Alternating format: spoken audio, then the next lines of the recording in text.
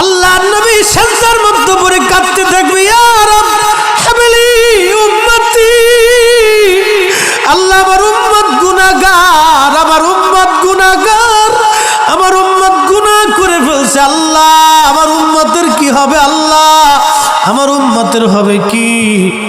আল্লাহ পাক ডাক দিয়ে বলবেন, হাবিব আপনি আর সিজদায় পড়ে থাকবেন না, মাথা উঠান। আপনি কাঁদেন কেন?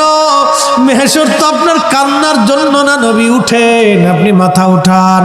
আপনার জন্য আরশে মুআল্লার ডানে একটা কুরসি পেতে রাখছি, একটা চেয়ার পেতে রাখছি, একটা আসন রাখছি, আপনি নবী সেই আসনে বসবেন। আপনি মাথা উঠান, আপনি আমার হাবিব, আপনি আমার বন্ধু, আপনি আর কাঁদবেন না। হুজুর আপনি মাথা উঠান। আল্লাহর নবী তখন বলবে, ইয়া রব হাবলি উম্মতি, আল্লাহ আমার উম্মত গুনাহ করছে। আল্লাহ ডাক দিবে, হাবিব আপনি মাথা উঠান।